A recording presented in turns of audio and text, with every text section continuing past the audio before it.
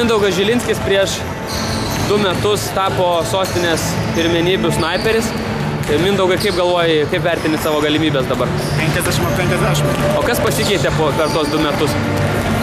Salė remontuota. Ar patobulėjai pats kaip snaiperis?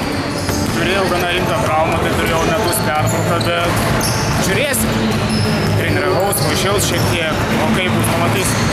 Kaip vertini varžovus, kas potencialus tavo varžovas galėtų būti stipriausias? Man atrodo, kad jie visi, kurie čia yra patekę, turi potencialą nugalėti, o šiaip galbūt įvardinčiau Jovaidą, su kuriuo aš 10 metais finale. Gerai, tai sėkmės tau, ačiū. Bent vieną varžovą, jeigu mes, tai manau gerai bus, nes nesiruošęs iš vis. Bet turi taiklę ranką, kaip pats galvoji?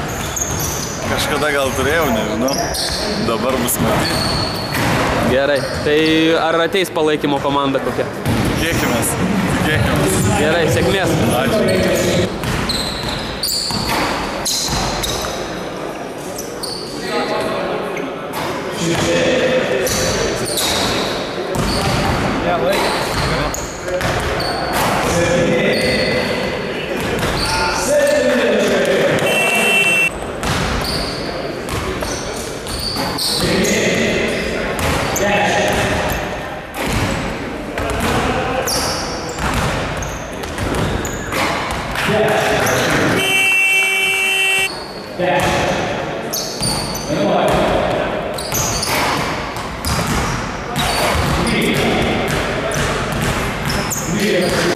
Kalbiname 2012 metų Vilniaus snaiperį Darių Jovaišą. Dariau, eilę metų dalyvauju snaiperio konkurse.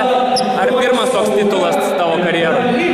Nu, šiaip ne pirmas, laimėjau 2 kartą, esu užėmęs 2 vietą, gal kokius 3 kartus, bet 1 vietą pavyko 2 kartą laimėti. Tiesiog konkursas toks toks, kaip pasakyti, nelabai galingas, nes mes kažkaip nelabai sumėtėm tų metimų, 10 taškų finale, manau, čia labai prastas rezultatas yra iš tikrųjų, tai bet ką darysim, man šiandien pasisekė matyti, tai ir laimėjau. O koks pačio rekordas tritis? Nu, konkursuose tai rekordas yra 22 taškai, tai palyginus su dabartiniu, sakau, labai prastai.